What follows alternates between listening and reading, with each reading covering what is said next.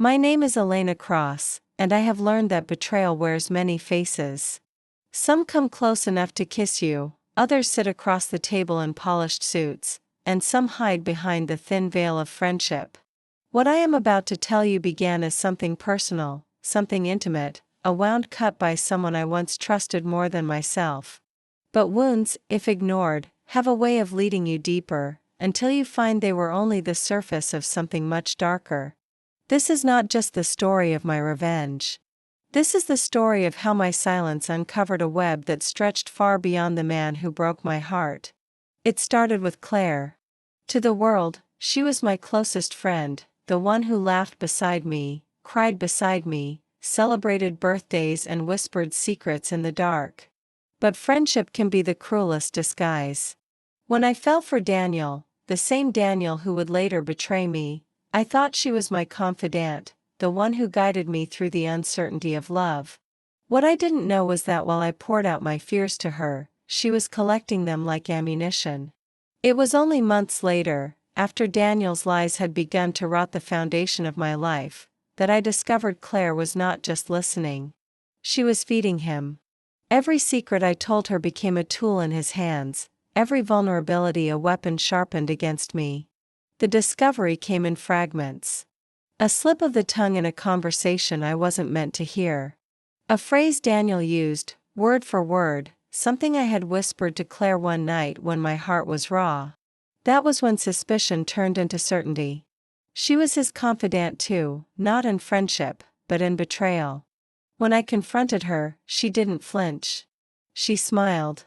A smile so thin, so calculated, that I knew she had never been my friend at all. Betrayal does not always scream. Sometimes, it whispers with a smirk. At first, my rage was directed solely at them, the lover who lied, and the friend who sharpened his lies. But as I followed the trail of their deceit, I realized the threads extended further. Daniel's business trips that didn't add up.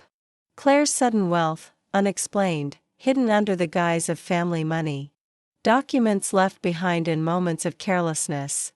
It was then that I stumbled onto something I wasn't meant to see: contracts, hidden accounts, names of people who had quietly disappeared after crossing their path. It was no longer about betrayal between lovers and friends.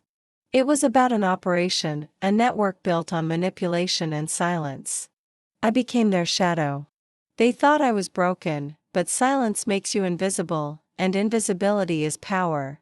Nights spent combing through records, tracing the lines of money transfers, uncovering names connected to theirs. Every discovery peeled back another layer, and what I found was a conspiracy that stretched far beyond my small circle of betrayal. Daniel and Claire were pawns, smug, deceitful pawns, but pawns nonetheless. The real game was being played higher, by men in boardrooms who used loyalty and intimacy as weapons to control, to profit, to erase. Revenge, then, became something larger than myself. I no longer wanted only to watch Daniel squirm under the weight of his lies, or to see Claire's false smile break when the truth came out. I wanted the entire machine to collapse. So I began crafting my silence into a weapon sharp enough to slice through all of it. Anonymous leaks to journalists hungry for a story. Evidence planted in the hands of those already suspicious but lacking proof. I made myself a ghost in their network, an echo that haunted every corner, until fear began to eat away at their confidence. Claire was the first to crumble. Betrayers are weak when their lies turn inward. She grew paranoid, snapping at shadows, searching for enemies in every face. And in her unraveling, she exposed more than she intended. Daniel, arrogant as ever, tried to hold his empire together, but arrogance is a fragile shield when the cracks are already spreading. One night, I followed him into the heart of the city, to a meeting I was never meant to witness. Suits, contracts, names that made the ground feel unsteady beneath me. And that was when I realized, my revenge had uncovered something monstrous. A syndicate built on silence and exploitation, one that spanned companies, cities, lives. Did I stop? No. Because revenge is not just personal. Revenge is justice when justice has been bought and silenced. Every artifact I had collected became a piece of the puzzle, every whispered secret a blade to carve into the facade they built. I became the archivist of their ruin, the storyteller of their downfall. And in the end, it was not a single confrontation that destroyed them, but the slow collapse of trust within their own walls. Allies turned against each other. Secrets spilled. Silence screamed. Now, Daniel is gone, not dead, not yet, but erased in every way that mattered. His wealth turned to debt, his power stripped, his name a stain whispered in boardrooms as a warning. Claire, once smug, is nothing but a shadow of herself, paranoid and forgotten.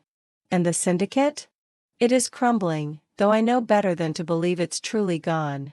Shadows this deep do not vanish, they retreat, waiting for silence to return. And me? I walk the streets with the same calm composure, but my silence is no longer just personal.